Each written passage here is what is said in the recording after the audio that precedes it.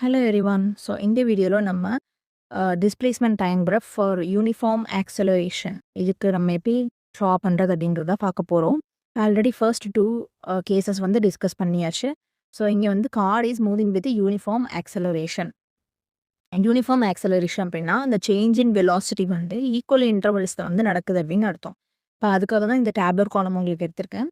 So இங்கே பாருங்கள், இது இந்த டிஃப்ரென்சஸ் எல்லாமே பாருங்கள், இது எல்லாமே வந்து 1 மீட்டர் பெர் செகண்ட் தான். ஸோ இதோட டிஃப்ரென்ஸ் எல்லாமே. அப்போது இதோட வெலாசிட்டி சேஞ்சஸ் வந்து எப்படி நடக்குது அப்படின்னா யூனிஃபார்மாக நடக்குது. ஸோ சேஞ்ச் இன் வெலாசிட்டி தான் நம்ம ஆக்சலரேஷன் அப்படின்னு சொல்லுவோம். அப்போ இதை வந்து நம்ம என்ன சொல்லுவோம்னா யூனிஃபார்ம் ஆக்சலரேஷன் சொல்லுவோம். இப்போ நம்மளுக்கு டிஸ்பிளேஸ்மெண்ட் டைம் கிராஃப் தேவை. ஸோ இதுலேருந்து நம்ம டிஸ்பிளேஸ்மெண்ட் கால்குலேட் பண்ணுவோம். ஸோ வெலாசிட்டினா என்ன, டிஸ்பிளேஸ்மெண்ட் பை டைம் டேக்கர். இப்போ இந்த 1 மீட்டர் அப்படிங்கிறது தான் வந்து டிஸ்பிளேஸ்மெண்ட்.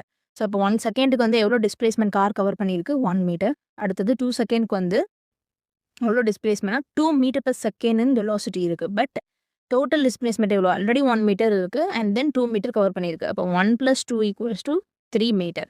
அதே மாதிரி 3 செகண்ட்க்கு வந்து எவ்வளோ வரும் அப்படின்னா 1 + 2 + 3 = 6 மீட்டர்.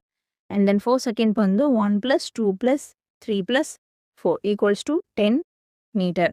ஸோ இப்போ நமக்கு டிஸ்பிளேஸ்மெண்ட் டைம் கிராஃப் பார்ப்போம். ஸோ எக்ஸ் ஆக்சிஸில் வந்து டைம் வரும் அண்ட் ஒய் ஆக்சிஸில் வந்து displacement.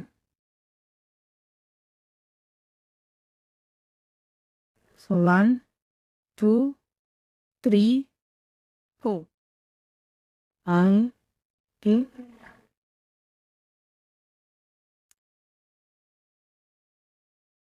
8, 9, 10.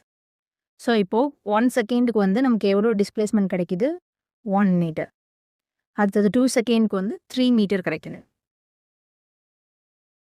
அண்ட் தென் 3 செகண்ட்க்கு வந்து எவ்வளோ கிடைக்குது, 6 மீட்டர். ஸோ 3 செகண்ட்க்கு வந்து இங்கே 6 மீட்டர். அண்ட் தென் 4 செகண்ட்க்கு எவ்வளோ கிடைக்குது, 10 மீட்டர். ஸோ 10னா எங்கே. ஸோ அப்போ நமக்கு கிராஃப் எப்படி கிடைக்கிது அப்படின்னா ஒரு கர்வ் மாதிரி கிடைக்குது. So not a straight line. இது வந்து ஃபாஸ்ட்டாக இன்க்ரீஸ் ஆகுது. இது வந்து ஒரு கர்வ் மாதிரி கிடைக்குது. ஸோ இதுதான் வந்து uniform acceleration. So uniform acceleration displacement time graph எப்படி கிடைக்கும் அப்படின்னா it will be a curve increasing.